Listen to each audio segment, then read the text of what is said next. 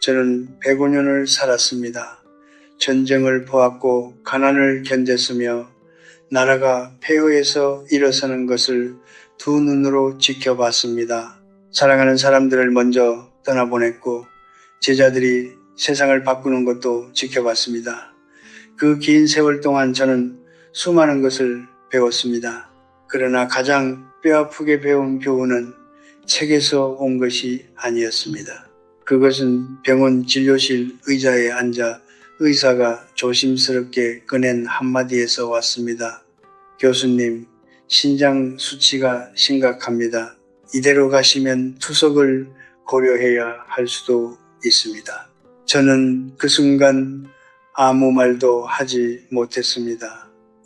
100년 가까이 살아온 사람이 그 흔한 음식 앞에서 무너질 수 있다는 사실이 믿기지 않았습니다. 저는 특별히 나쁜 것을 먹은 것이 아니었습니다.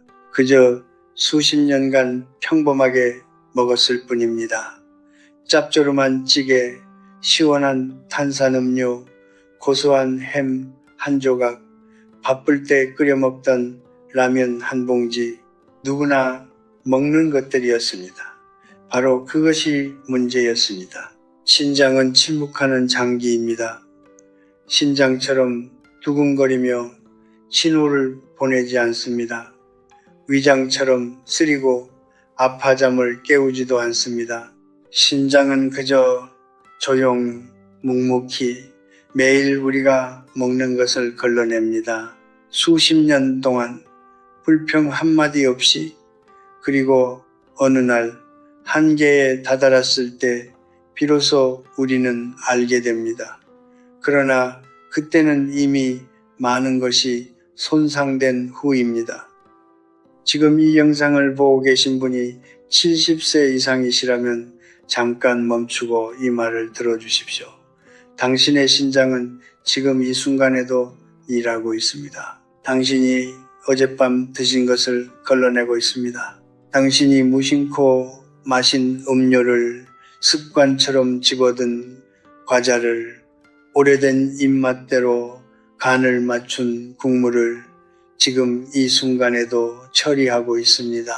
그 신장이 지쳐가고 있다면 그것은 당신 잘못이 아닙니다.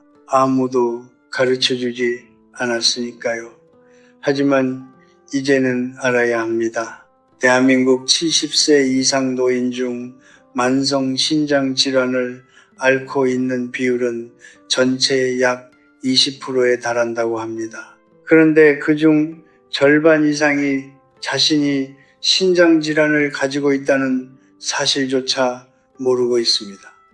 증상이 없기 때문입니다. 피곤함은 나이 탓으로 돌리고 발목의 부기는 오래 걸어서 그렇다고 생각합니다. 그렇게 시간이 흘러갑니다. 저는 오늘 여러분께 5가지 음식 이야기를 드리려 합니다. 제가 직접 끊었던 음식들입니다. 쉽지 않았습니다. 수십 년간 익숙해진 맛을 버린다는 것은 단순히 식단을 바꾸는 일이 아니라 삶의 방식을 바꾸는 일이었습니다.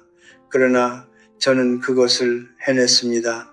그리고 신장 수치는 서서히 그러나 분명하게 회복되기 시작했습니다. 이것은 의학 강의가 아닙니다.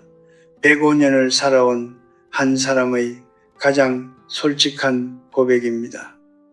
인생의 마지막 장에서 자신의 몸을 스스로 지킨다는 것, 그것이 얼마나 큰 자유이며 얼마나 깊은 자기 존중인지를 저는 이제야 온전히 이해합니다. 끝까지 들어주십시오. 여러분께 한 가지 여쭤보겠습니다. 지난 1년 동안 혈압은 재보셨습니까? 혈당은요? 콜레스테롤은요? 아마 대부분은 그렇다고 하실 겁니다. 건강검진에서 늘 확인하는 항목들이니까요. 그렇다면 신장 기능은 어떻습니까? 크레아티닌 수치, 사구체, 여과율 이 단어들이 낯설게 느껴지신다면 바로 그것이 오늘 제가 이 자리에 선 이유입니다. 우리는 신장을 두려워합니다. 가슴이 두근거리면 바로 병원을 찾습니다. 위장이 아프면 밥을 굶습니다. 그런데 신장은 다릅니다. 신장은 아무 말도 하지 않습니다. 아프다고 소리치지 않습니다. 부어오르거나 열이 나지도 않습니다.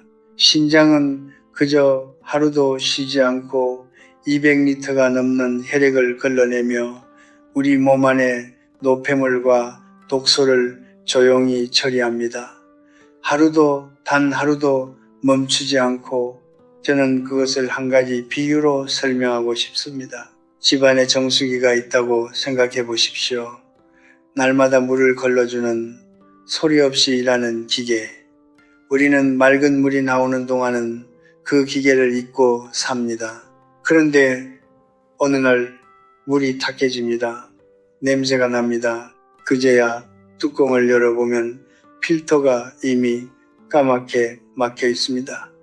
교체 시기를 한참 지난 채로 신장이 바로 그렇습니다. 우리가 잊고 사는 동안 신장은 오염된 것들을 혼자 받아내고 있었습니다. 통계를 하나 말씀드리겠습니다. 대한민국에서 만성신장질환으로 투석 치료를 받는 환자 수는 매년 증가하고 있습니다. 2023년 기준으로 투석 환자는 10만 명을 훌쩍 넘었고 그중 60대 이상이 전체의 절반 이상을 차지합니다. 그리고 이 숫자 뒤에 숨겨진 더 무서운 사실이 있습니다. 투석을 시작하기 전까지 대부분의 환자들은 자신이 그토록 심각한 상태인 줄 몰랐다는 것입니다. 왜 몰랐을까요? 신장은 기능의 70%가 손상될 때까지도 뚜렷한 증상을 나타내지 않기 때문입니다. 70%가 망가질 때까지 침묵합니다. 조금 피곤한 것 같다고 느낄 때, 발목이 저녁이면 자꾸 붓는다고 느낄 때, 밤에 소변을 보러 자주 일어날 때 우리는 그것을 나이 탓으로 여깁니다. 이 나이에 피곤한 게 당연하지 라고 스스로를 달랩니다. 그렇게 몇 년이 지나갑니다. 저 역시 그랬습니다. 90대 초반 저는 스스로 꽤 건강하다고 믿었습니다. 매일 걸었고 책을 읽었고 강의도 했습니다. 그런데 어느 해 정기검진에서 의사가 조심스럽게 말했습니다. 신장 기능이 정상인의 절반 이하로 떨어져 있다고. 저는 믿기지 않았습니다. 아무 증상도 없었으니까요. 아프지 않았으니까요. 그런데 바로 그게 핵심이었습니다. 아프지 않았기 때문에 저는 아무것도 하지 않았던 것입니다. 신장질환의 가장 잔인한 점은 바로 여기에 있습니다. 고통이 없다는 것, 경보가 조용하다는 것. 그래서 우리는 방심합니다. 그리고 방심한 대가는 이 나이에 치르기엔 너무나 가혹합니다. 투석이 무엇인지 아십니까? 일주일에 3번 병원에 가서 기계에 몸을 연결해야 합니다. 한 번에 4시간씩 평생 여행도 외출도 손주와의 나들이도 모두 투석 일정에 맞춰야 합니다. 그것은 단순히 불편함이 아닙니다. 그것은 자유의 상실입니다. 스스로의 시간을 기계에 저당 잡히는 삶입니다. 저는 그것을 피했습니다. 늦지 않게 겨우 피했습니다. 그리고 저를 구한 것은 값비싼 약도 특별한 치료도 아니었습니다. 그것은 매일 식탁 위에 올라오던 5가지 음식을 내려놓는 결단이었습니다. 단순하지만 쉽지 않은 그 결단이었습니다. 이제 그 이야기를 시작하겠습니다. 제가 젊었을 때, 그러니까 30대, 40대 시절의 이야기입니다. 그 시절 우리 집 밥상에는 항상 김치가 올라왔습니다. 짭조름하게 잘 익은 배추김치, 깍두기, 된장찌개, 겨울이면 어머니가 담근 동치미 국물을 시원하게 들이켰습니다. 그것은 단순한 음식이 아니었습니다. 그것은 가족의 온기였고 살아있다는 증거였으며 힘든 시절을 버티게 해준 위안이었습니다. 저는 그 맛을 사랑했습니다. 그리고 그 맛을 90년 넘게 사랑했습니다. 그런데 그 사랑이 저의 신장을 서서히 지치게 만들고 있었습니다. 나트륨, 즉 소금은 우리 몸에 반드시 필요한 성분입니다. 그것은 사실입니다. 그러나 신장은 혈액 속 나트륨 농도를 일정하게 유지하기 위해 끊임없이 일해야 합니다. 젊을 때는 그 일이 어렵지 않습니다. 그러나 70세가 넘으면 신장의 세포수는 줄어들고 혈관은 탄력을 잃으며 필터의 효율도 떨어집니다. 그 상태에서 맵기 짠 음식을 먹는다는 것은 낡고 지친 정수기 필터에 매일 흙탕물을 들이붓는 것과 같습니다. 세계보건기구는 하루 나트륨 권장량을 2.0mg 이하로 권고합니다. 그런데 한국인의 평균 나트륨 섭취량은 그 2배에 가깝습니다. 찌개 한 그릇에 약 1, 500mg, 김치 한 접시에 300mg 이상, 된장국 한 그릇에 또 1, 0mg, 숫자로 보면 이미 하루치를 한 끼에 다 먹는 셈입니다.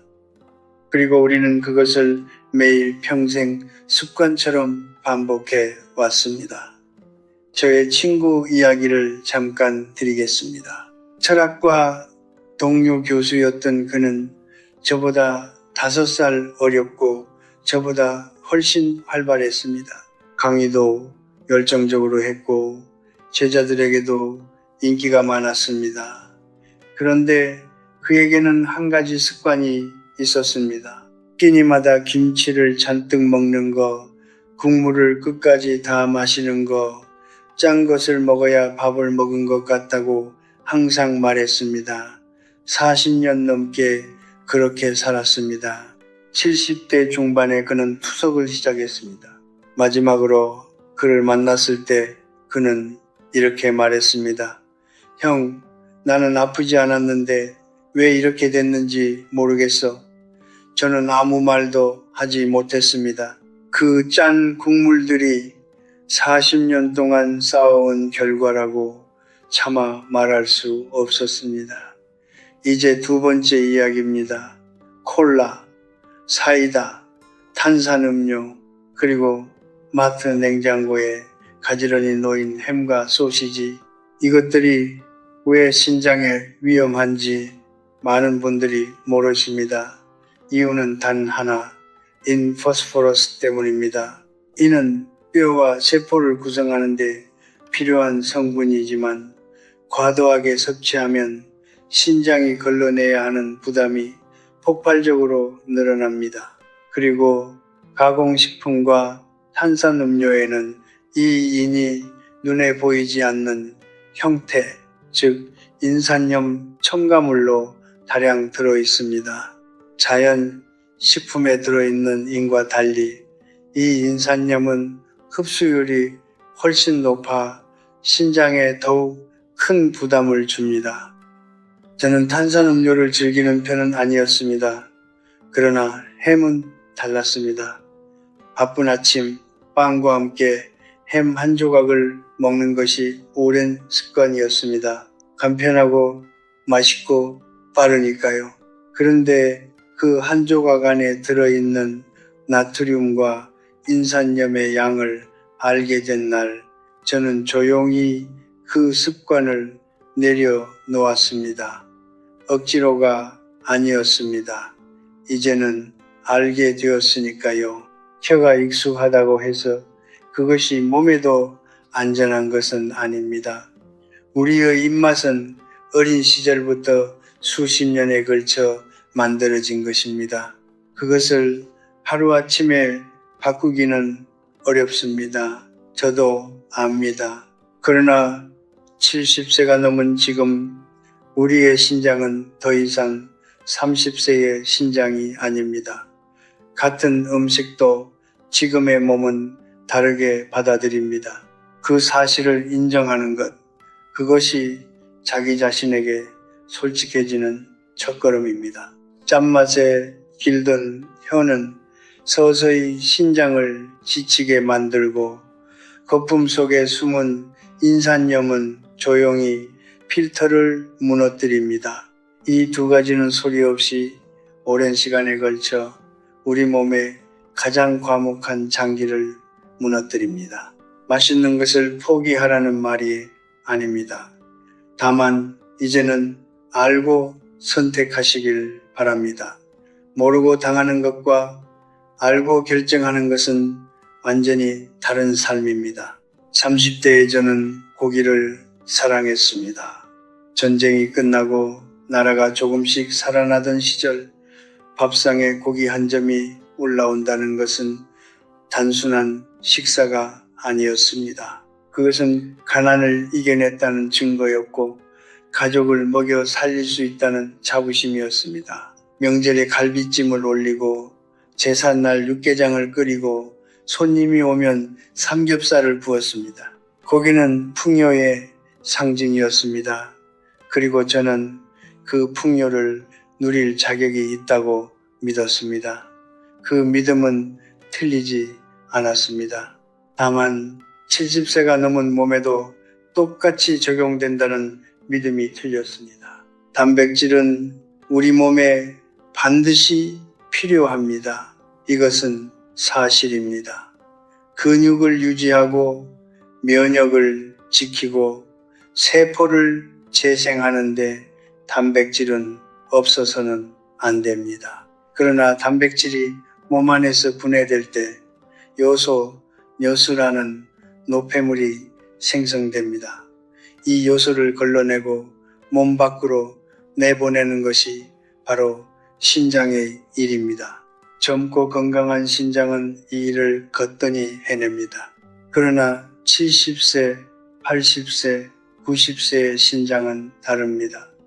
사구체의 수는 줄어들었고 혈관은 좁아졌으며 필터의 처리 능력은 절반 이하로 떨어져 있습니다. 그 상태에서 붉은 고기를 매일 넉넉하게 먹는다는 것은 낡은 공장의 주문을 2배로 늘리는 것과 같습니다. 기계는 결국 멈춥니다. 저는 이것을 한 제자를 통해 더 뼈저리게 이해했습니다. 70대 초반에 그 제자는 건강에 관심이 많은 사람이었습니다.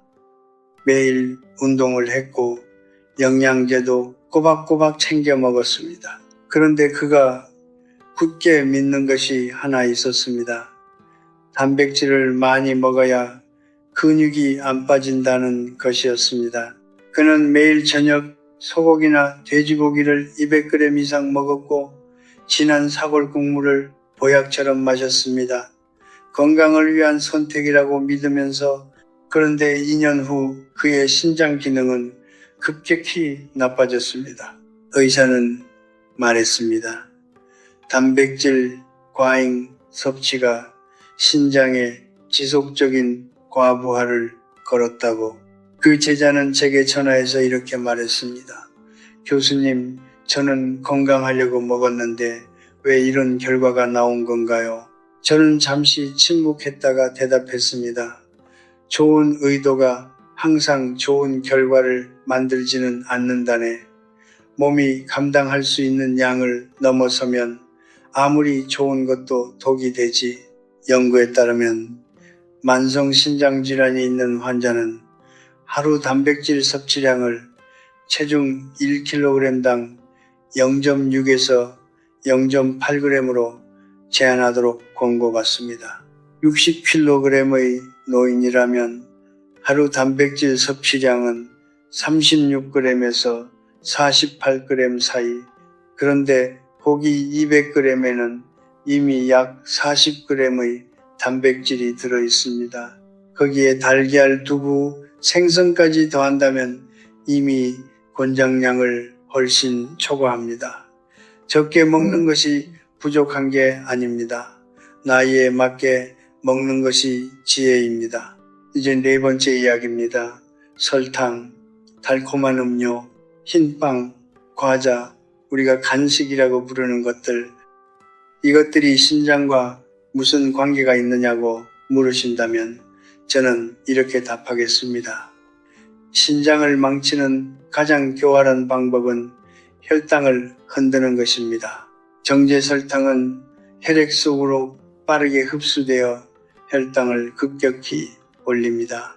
혈당이 반복적으로 높아지면 인슐린 저항성이 생기고 결국 당뇨로 이어집니다. 그리고 당뇨는 신장 질환의 가장 큰 원인 중 하나입니다. 대한민국 투석 환자의 약 40%가 당뇨성 신장 질환에서 비롯된다는 사실을 아십니까? 달콤한 것들이 신장까지 망가뜨리는 여정은 이처럼 길고 조용합니다. 저도 단 것을 좋아했습니다. 오후에 차를 마실 때 달콤한 과자 한 조각, 손주가 사다 준 케이크 한 입, 거절하기 어려운 것들이었습니다. 그러나 저는 어느 날부터 그것을 조금씩 줄이기 시작했습니다. 한 조각을 반 조각으로, 반 조각을 가끔으로 억지로 참는 것이 아니라 내 몸이 더 이상 그것을 쉽게 처리하지 못한다는 사실을 받아들이면서 30세의 몸과 75세의 몸은 같은 음식을 다르게 소화합니다. 이것은 약함이 아닙니다. 이것은 자연입니다. 그 자연을 거스르는 것이 용기가 아니라 그 자연을 이해하고 맞춰가는 것이 진정한 지혜입니다. 풍요로움은 많이 먹는 것이 아닙니다. 오래 스스로의 힘으로 품위 있게 먹을 수 있는 것, 그것이 진짜 풍요입니다. 저는 한국전쟁 직후의 시절을 기억합니다. 그 시절에는 먹을 것이 없었습니다. 문자 그대로 없었습니다. 풀뿌리를 삶아 먹었고 옥수수죽 한 그릇으로 하루를 버텼습니다. 그러니 훗날 라면이 세상에 나왔을 때 그것은 기적처럼 느껴졌습니다. 뜨거운 물만 부으면 3분 만에 따뜻한 국물이 생겼습니다. 가난한 시절 혼자 사는 노인에게, 바쁜 직장인에게 라면은 그야말로 구원이었습니다. 저도 그것을 먹었습니다. 많이 먹었습니다. 고맙게 먹었습니다. 그러나 지금 저는 압니다. 그 편리함의 청구서는 우리 눈에 보이지 않는 곳에서 천천히 발행되고 있었다는 것을. 인스턴트 라면 한 봉지에는 평균일 700mg에서 20mg의 나트륨이 들어있습니다. 하루 권장량을 한 끼에 모두 소진하는 셈입니다. 거기에 각종 인산염, 첨가물, 방부제, 화학 조미료가 더해집니다. 이것들은 신장이 처리해야 하는 낯선 물질들입니다.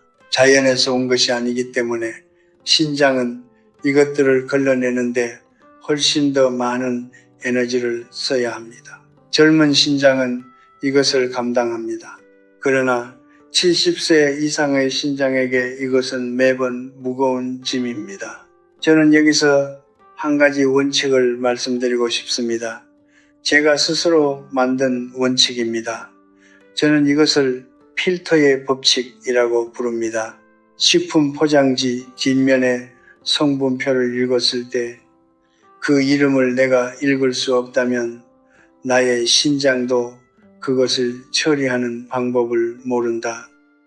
L-글루타민산 나트륨, 폴리인산 나트륨, 카라기난, 아질산 나트륨, 이런 단어들이 줄줄이 적혀 있는 음식. 우리는 그것을 아무 생각 없이 입에 넣습니다. 그러나 우리 몸 안의 신장은 그 낯선 화학 물질들 앞에서 매번 당황합니다.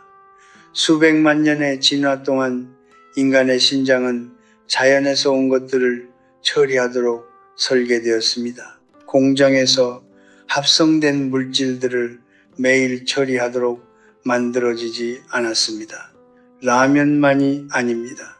즉석밥과 함께 먹는 레토르트 반찬, 편의점 삼각김밥, 포장된 국물 요리, 냉동 만두, 컵밥, 우리 주변에는 간편하게 먹을 수 있는 것들이 넘쳐납니다. 그리고 혼자 사는 노인일수록 몸이 불편한 어르신일수록 이런 즉석 식품에 의존하게 됩니다. 요리할 기력이 없으니까요. 혼자 밥상을 차리는 것이 허전하니까요. 그 마음을 저는 충분히 이해합니다. 그러나 편리함이 습관이 되면 우리는 그 대가를 몸으로 치릅니다. 저는 투석 직전의 진단을 받은 후 제 식탁을 완전히 바꾸기로 결심했습니다. 처음에는 막막했습니다. 수십 년간 익숙했던 것들을 내려놓는다는 것이 쉬운 일이 아니었습니다. 그러나 저는 한 가지 단순한 기준을 세웠습니다. 내가 직접 만들 수 없는 것은 먹지 않는다. 재료를 내 눈으로 확인할 수 없는 것은 먹지 않는다. 이름을 읽을 수 없는 성분이 들어간 것은 먹지 않는다. 그 기준을 지키기 시작하자 식탁은 단순해졌습니다. 채소, 두부, 생선, 잡곡밥, 맑은 국 화려하지 않았습니다. 그러나 신장은 그 단순함 안에서 비로소 쉬기 시작했습니다. 한 가지 더 말씀드리겠습니다. 즉석 식품을 끊는 것은 단순히 건강을 위한 선택이 아닙니다. 그것은 자기 자신을 대하는 태도의 문제입니다. 우리는 바쁜 사람에게, 중요한 손님에게 정성껏 음식을 만들어 대접합니다. 그렇다면 내 몸은 어떻습니까? 105년을 함께 해온 이 몸은 대충 만든 것, 공장에서 나온 것을 먹어도 괜찮은 존재입니까? 저는 그렇지 않다고 생각합니다. 내 몸에 정성을 들이는 것, 직접 재료를 고르고 간을 조절하고 천천히 끓인 음식을 먹는 것, 그것은 사치가 아닙니다. 그것은 이 나이에 자기 자신에게 줄 수 있는 가장 조용하고 깊은 존중입니다. 편리함의 대가는 언제나 우리 몸이 치릅니다. 그 청구서가 날아오기 전에 지금 식탁 위를 다시 한번 바라보시길 바랍니다. 변화는 극적이지 않았습니다. 어느 날 갑자기 몸이 가벼워진 것도 아니었고 기적처럼 수치가 정상으로 돌아온 것도 아니었습니다. 그것은 훨씬 조용하고 훨씬 느리고 그래서 오히려 더 진실한 과정이었습니다. 마치 오랫동안 혹사당한 사람이 처음으로 긴 휴가를 얻었을 때처럼 신장은 천천히 그러나 분명하게 회복하기 시작했습니다. 처음 석 달은 솔직히 힘들었습니다. 짠 것이 당겼습니다. 습관처럼 손이 가던 것들을 억지로 참아야 했습니다. 싱거운 음식이 맛이 없게 느껴졌고 식탁이 초라하게 보였습니다. 어떤 날은 이것이 무슨 의미가 있나 싶기도 했습니다. 이 나이에 이렇게까지 해야 하나? 어차피 오래 살 것도 아닌데 먹고 싶은 거 먹다 가면 안 되나? 그 생각이 들었을 때 저는 스스로에게 물었습니다. 내가 원하는 것이 단지 오래 사는 것인가? 아니면 마지막 순간까지 스스로의 힘으로 품위 있게 사는 것인가? 그 질문의 답은 분명했습니다. 저는 오래 살고 싶은 것이 아니었습니다. 저는 자유롭게 살고 싶었습니다.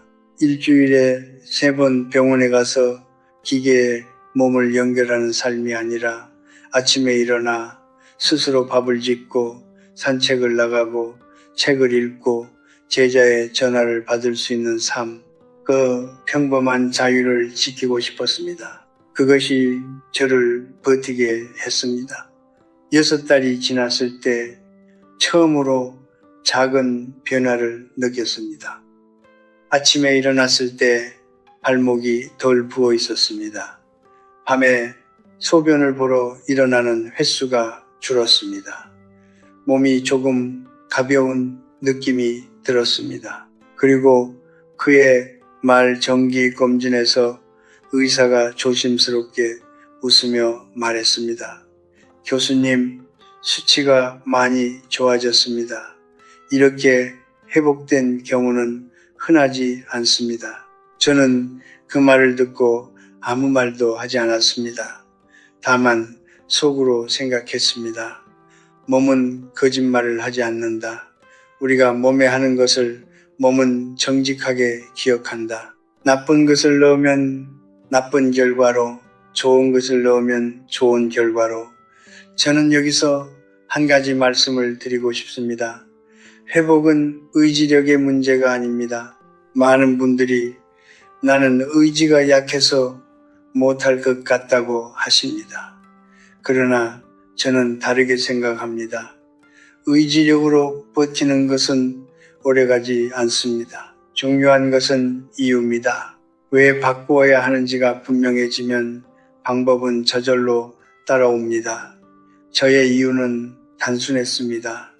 투석실 의자에 앉고 싶지 않다는 것, 자식들에게 짐이 되고 싶지 않다는 것, 마지막까지 내 발로 걷고 내 손으로 밥을 먹고 내 눈으로 세상을 보고 싶다는 것, 그 이유 하나가 수십 년간의 습관을 바꾸는 힘이 되었습니다. 제가 바꾼 것들을 간단히 말씀드리겠습니다. 저는 국물 음식의 간을 절반으로 줄였습니다.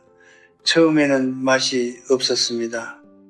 그러나 2달이 지나자 그 싱거운 맛에 익숙해졌고 오히려 그 전에 짠 음식이 불편하게 느껴지기 시작했습니다. 혀는 생각보다 빨리 적응합니다. 붉은 고기는 주 2회 이하로 줄이고 대신 두부와 생선을 늘렸습니다. 탄산 음료와 가공육은 식탁에서 완전히 치웠습니다. 라면은 끊었습니다. 단 음식은 신선한 과일로 대체했습니다. 그리고 하루에 물을 충분히 마셨습니다. 맹물이 심심하게 느껴질 때는 따뜻한 보리차 한 잔으로 대신했습니다. 화려한 식단이 아닙니다.